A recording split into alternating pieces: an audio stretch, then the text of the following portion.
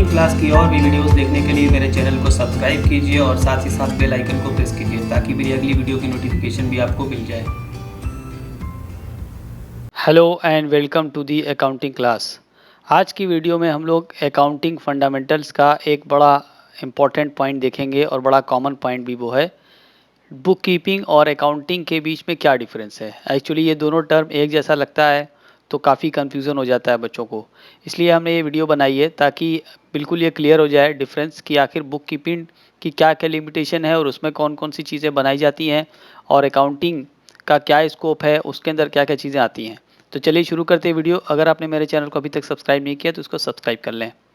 इसको point wise मैंने बताया है, इसको बहुत ध्यान से देखेंगे और बड़ा इंटरेस्टिंग टॉपिक है, आपको आसानी से समझ में आ जाएगा क्योंकि ये सारी बेसिक्स होती है। शुरू में अकाउंटिंग की बेसिक्स को समझना बहुत ज़रूरी होता है क्योंकि आपका जो फंडामेंटल्स अगर क्लियर होगा तो आगे चल करके आपको अकाउंटिंग को पढ़ने और समझने में बड़ी आसानी होगी और बहुत इंटरेस्ट आएगा। तो बुक कीपिंग और अकाउंटिंग के बीच में जो डिफरेंस है उसका पहला पॉइंट हम लोग देखते हैं ऑब्जेक्टिव।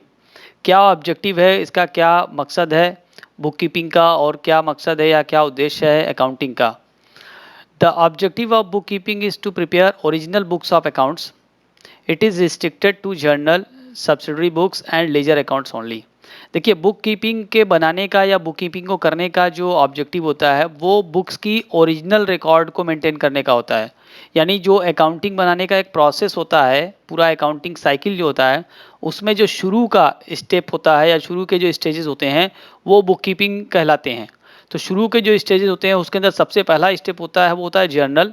उसके बाद हम जर्नल के साथ साथ कुछ सब्सिडरी बुक्स को भी बनाते हैं।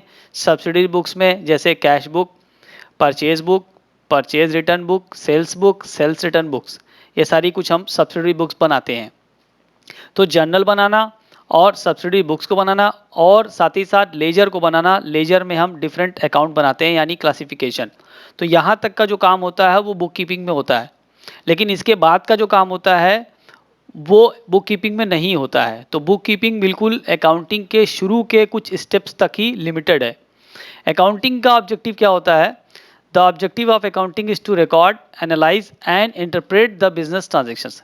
देखिए, अकाउंटिंग में हम रिकॉर्डिंग को भी शामिल करते हैं, उसके एनालिसिस को भी लेते हैं और उसके इंटरप्रिटेशन को भी लेते हैं। यानी बिल्कुल आखिर तक जो भी बिजनेस की इंफॉर्मेशन हमें पहुंच सकती है या मिल सकती है वो हमें अकाउंटिंग से मिल सकती है। बुक कीपिंग से हमें पूरी इन्फॉर्मेशन नहीं मिलेगी।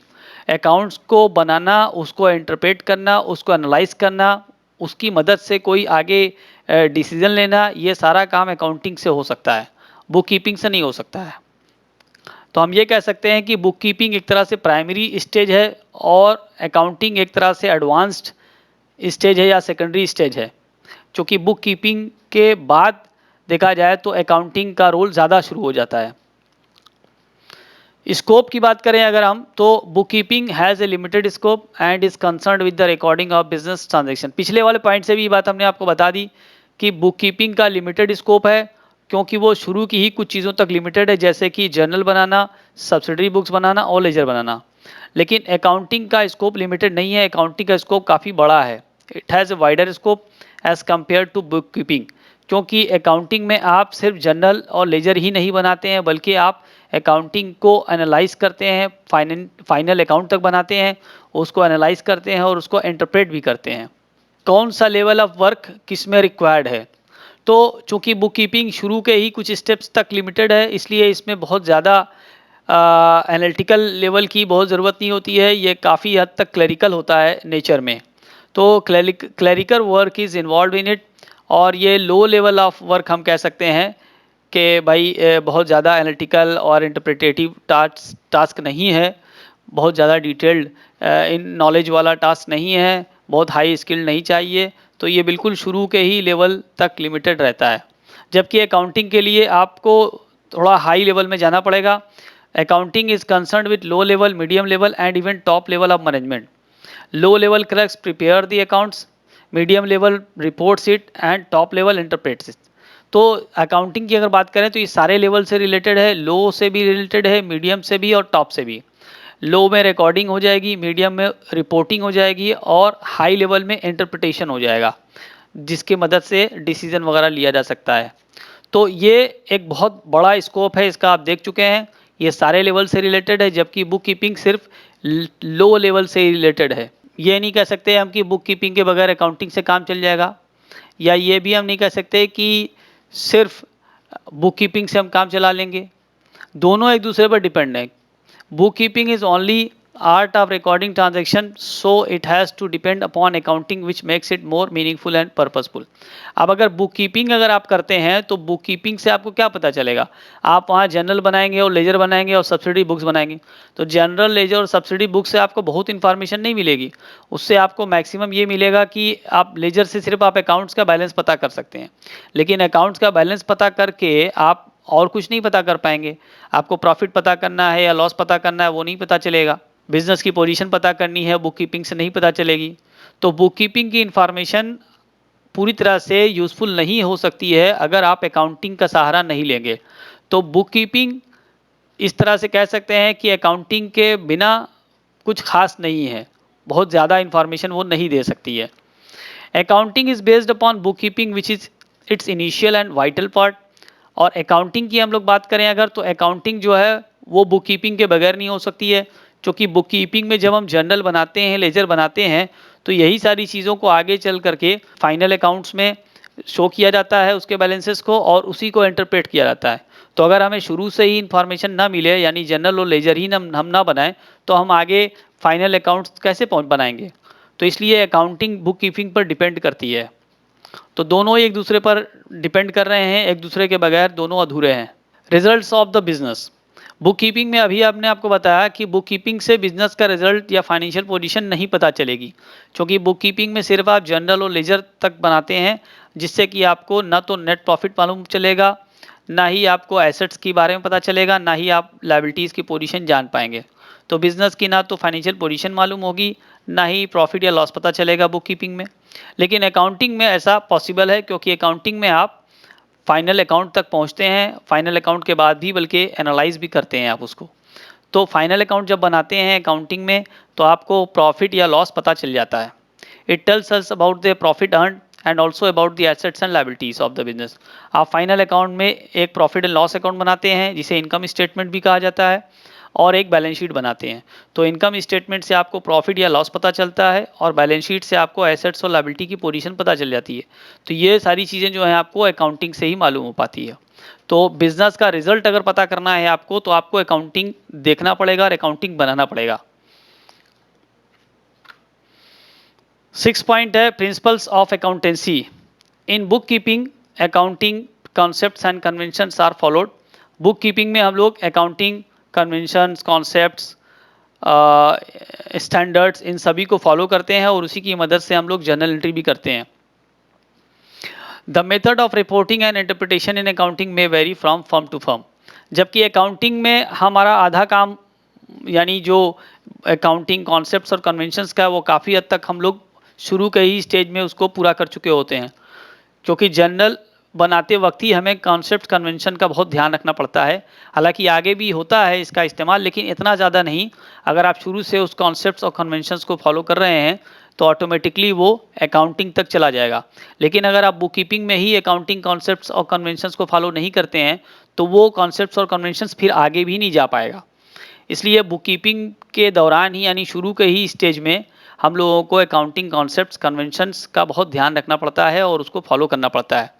जबकि अकाउंटिंग में हम लोग बैलेंस शीट को और इनकम स्टेटमेंट को बनाते हैं और उसको रिपोर्टिंग करते हैं। रिपोर्टिंग का तरीका काफ़ी हद तक हो सकता है फर्म का अलग से अलग हो, एक दूसरे से अलग हो, लेकिन अकाउंटिंग स्टैंडर्ड की मदद से हम लोग एक जैसी अकाउंटिंग फाइनेंशियल पोजीशन को शो कर सकते हैं, ताकि हर फर्म का अलग अलग फाइनेंशियल स्टेटमेंट ना बने। तो फाइनेंशियल स्टेटमेंट्स में एक जैसापन लाने के लिए, यूनिफॉर्मिटी लाने के लिए, एक रूपता लाने के लिए अकाउंटिंग स्टैंडर्ड्स का सहारा लिया जाता है। हालांकि इंटरप्रिटेशन की अगर हम बात करें, तो इंटरप्रिटेशन फर्म का अलग अलग हो सकता है। इंटरप्रिटेशन और एनालिसिस जो है हर फर्म का अपने हिसाब से हो सकता है। इसका कोई बहुत ज़्यादा आइडियल और कोई स्टैंडर्ड नहीं है। ऐसा नहीं है कि कोई एक आइडियल आप लेके चलें तो वो सारे फर्म पे फिट बैठेगा, क्योंकि हर फर्म की अपनी कुछ लिमिटेशंस होती हैं, उसकी अपनी स्पेशलिटी होती है, उसके अपने प्रॉज एंड कॉन्स होते हैं।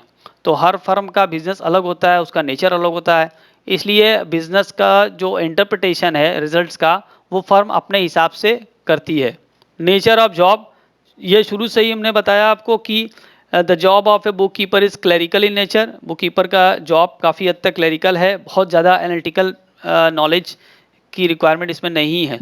जबकि अकाउंटिंग के लिए जो अकाउंटेंट होता है उसकी जॉब क्लरिकल से कहीं ज़्यादा है, बल्कि एनालिटिकल है, क्योंकि उसको बहुत सारे चीज़ों का ध्यान रखना पड़ता है अकाउंट्स को बनाते टाइम, तब जाकर के एक कंप्लीट अकाउंटिंग और सही अकाउंटिंग बन पाती है।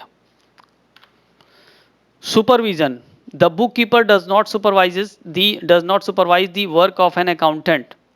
बुक कीपर अकाउंटेंट के काम को सुपरवाइज नहीं करता या नहीं कर सकता, क्योंकि बुक कीपर तो खुद ही एक क्लरिकल लेवल का काम कर रहा है, इनिशियल स्टेज पर है, और अकाउंटेंट हायर लेवल पर काम कर रहा है। तो एक निचले लेवल वाला या लोअर लेवल वाले काम करने वाला आदमी हायर लेवल वाले को वैसे भी सुपरवाइज नहीं कर सकता, ये तो कॉमन सेंस की बात है।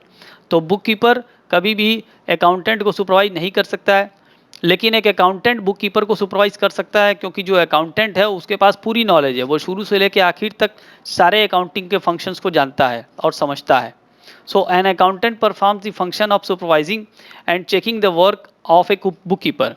तो ये अकाउंटेंट के लिए पॉसिबल है कि वो बुक कीपर को सुपरवाइज कर सके, उसके काम को चेक कर सके, लेकिन एक बुक कीपर के लिए पॉसिबल नहीं है कि वो अकाउंटेंट के काम को देख सके या सुपरवाइज कर सके अगर वो पूरी जानकारी नहीं रखता है।